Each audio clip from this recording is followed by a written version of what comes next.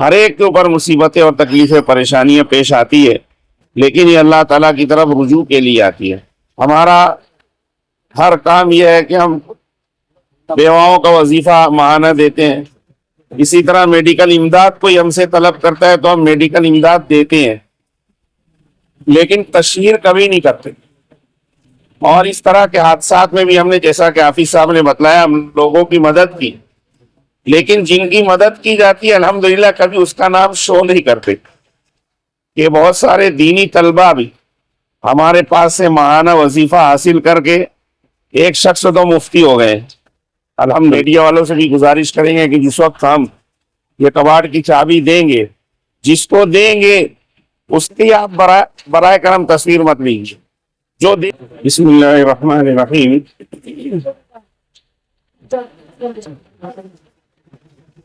سب سے پہلے تو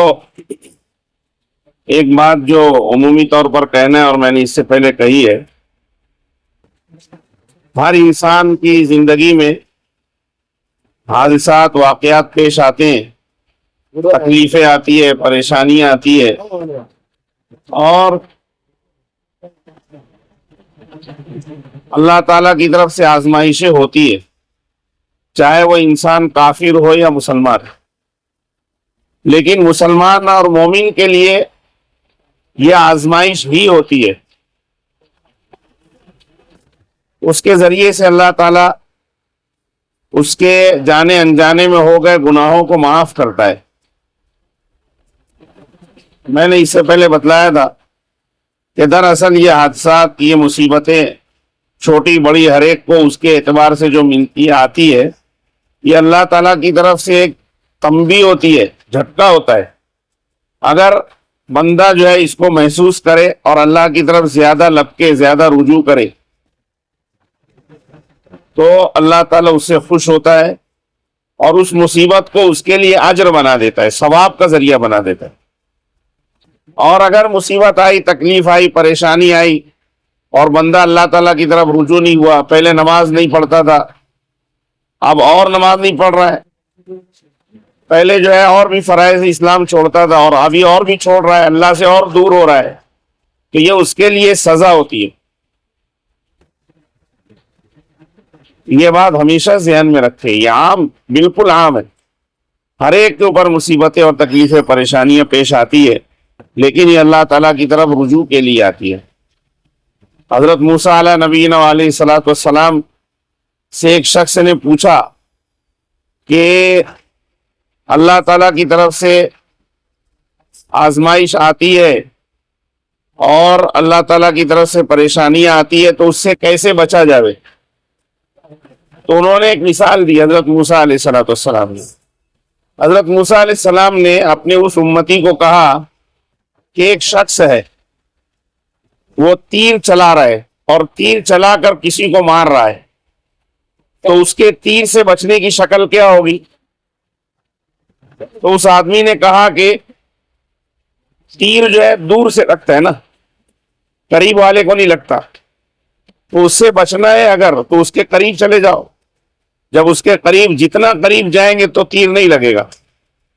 تو حضرت موسیٰ علیہ الصلوۃ والسلام نے کہا کہ ایسا ہی معاملہ اللہ کا ہے کہ اگر اللہ تعالیٰ کے عتاب سے، اللہ کی سزا سے بچنا چاہتے ہو تو اللہ تعالیٰ کے قریب ہو جاؤ، جتنا اللہ کے قریب ہوں گے تو اس طرح کی چیزوں سے بچیں گے۔ ہمیں چاہیے کہ ہم بھی توبہ استغفار کریں، اللہ کی طرف رجوع کریں۔ دوسری بات مختصر،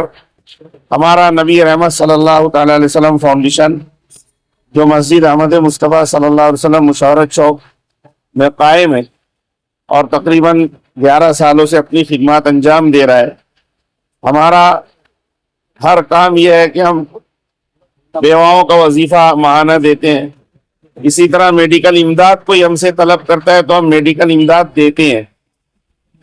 لیکن تشہیر کبھی نہیں کرتے۔ اور اس طرح کے حادثات میں بھی ہم نے، جیسا کہ حافظ صاحب نے بتلایا، ہم لوگوں کی مدد کی، لیکن جن کی مدد کی جاتی ہے الحمدللہ کبھی اس کا نام شو نہیں کرتے، اور الحمدللہ علماء کرام کی بھی خدمت کرتے ہیں۔ بہت سارے وہ علماء کرام جو تنخواہ دار تو ہوتے ہیں لیکن اتنا زیادہ ان کے پاس یہ نہیں ہوتا، تو معاونت ان کی بھی کرتے ہیں. اور ابھی میں ہمارے عزیز مولانا حبیب الرحمان صاحب کو بتلا رہا تھا کہ بہت سارے دینی طلبہ بھی ہمارے پاس سے ماہانہ وظیفہ حاصل کر کے ایک شخص تو مفتی ہو گئے الحمدللہ. 4-5 سال انہوں نے بڑے ادارے میں تعلیم حاصل کی. 1-2 طالب علم پڑھتے تھے ندوہ، ہم لوگ ان کا وظیفہ باقاعدہ روانہ کرتے تھے. ایک دارالعلوم دیوبند میں پڑھتے تھے، ان کا وظیفہ روانہ کرتے تھے. یہ لوگ علماء اور مفتیان کرام بن کر آ رہے، کچھ لوگ پڑھ رہے ہیں. اور عصری تعلیم میں بھی ہماری وسعت سے مطابق ہم فاؤنڈیشن کے پیسے سے تو ان کی مدد نہیں کرتے، لیکن ہمارے رابطے کے اندر اصحاب خیر ہیں جس کو ہم متوجہ کرتے ہیں، اور اس طرح جو مجبور ہوتے ہیں، بے سہارا ہوتے ہیں، تو ان کی مالی مدد کرتے ہیں الحمدللہ. ایسی بہت ساری طالبہ ہیں کہ ہم اپنے مخیران کے ذریعے سے متوجہ کر کے ان کی مدد کرتے ہیں، کر رہے ہیں الحمدللہ. لیکن لوگوں کو مخیران، ہمارے مخیران کو یہ اندازہ ہونا چاہیے کہ بھئی ہم جو ڈبے کے اندر 2 روپیہ 3 روپیہ 4 روپیہ 5 روپیہ 10 روپیہ 20 روپیہ 100 روپیہ جو ڈالتے ہیں، تو یہ اس کا استعمال کہاں ہوتا ہے، کیسے ہو رہا ہے. تو اس کے لیے ہم نے یہ سلسلہ شروع کیا ہے. اور آپ جو متاثرین ہیں، آپ تمام لوگوں سے معذرت کے ساتھ، نہ آپ لوگوں کا نام ہم شو کریں گے، نہ ہمارے پاس کوئی ریکارڈ رکھیں گے، اور نہ ہی آپ لوگوں کا کوئی فوٹو. ہم میڈیا والوں سے بھی گزارش کریں گے کہ جس وقت ہم یہ کباڑ کی چابی دیں گے، جس کو دیں گے اس کی آپ برائے کرم تصویر مت لیجیے. جو دے رہا ہے آپ لے سکتے ہیں. اس کے بعد ایک اہم قدم ہم نے اس مرتبہ یہ اٹھایا ہے کہ ہم نے جن مخیران کے گھروں پر ڈبہ رکھا ہوا ہے، صدقے کا ڈبہ، تو ہم نے ان کو یہاں پر مدعو کیا ہے. ان میں سے اگرچہ 2-3 آئے ہیں، لیکن ہم نے ان کو بھی مدعو کیا، ان کو بتایا کہ ہم دینے والے ہیں، آپ لوگ تشریف لائیے، آپ لوگوں کے ہاتھوں سے دیا جائے، تاکہ آپ لوگوں کو بھی اندازہ ہو کہ یہ آپ لوگوں کا یہ ضائع نہیں جا رہا ہے، اور ہم لوگ اپنے اعتبار سے اس کی خدمت کر رہے ہیں. اور آخری بات اور بہت اہم گزارش، ہمارے عزائم میں الحمدللہ جس وقت ہم نے یہاں دورہ کیا، دورہ کرنے کے بعد، اور اس سے پہلے بھی نئی بستی میں بھی آگ لگی تھی، تو اس وقت تو بھی ہم یہاں سے نکل رہے تھے، تو میں نے حافظ صاحب کو کہا، دل تو ایسا چاہ رہا ہے کہ کاش یہ جتنا پیسہ ہم کو وصول ہوتا ہے ماہانہ، اس سے زیادہ پیسہ اللہ ہم کو دے تو ہم ان کا مکان بنا کر دے دیں انشاءاللہ. اور عزائم میں ہے، اور اللہ کی ذات سے قوی امید ہے کہ ایک وقت ایسا آئے گا، اللہ تعالی ہمیں اتنے وسائل مالی دے گا کہ ہم انشاءاللہ ایسے کام بھی کریں گے. اور جس کی توقع بڑی بڑی تنظیموں سے آپ لوگوں کو ہے، انشاءاللہ آپ کا اپنا ادارہ آپ لوگوں کے 2-2 4-4 5-5 روپیوں کو جمع کر کے اور اکٹھا کر کے انشاءاللہ وہ کام کرے گا جو بڑی بڑی تنظیمیں کرتی ہے. اس لیے کہ ہمارے ساتھ بزرگوں کی دعائیں ہیں، اور آپ لوگوں کو اندازہ نہیں ہوگا، یہ بوڑھی بے کس بے سہارا خواتین ہمارے ہاں جب وظائف لینے کے لیے آتی ہے، جب وظیفہ ان کے ہاتھ میں روپیہ پیسہ جاتا ہے، تو ان کی آنکھوں میں آنسو اور زبان پر دعائیں ہوتی ہے، دعائیں دیتے ہیں. انشاءاللہ وہ دعا ہمیں یہاں دنیا میں بھی کام آئے گی، اور انشاءاللہ آخرت میں بھی کام آئے گی. بس گزارش یہ ہے کہ آپ جتنے بھی لوگ ہیں،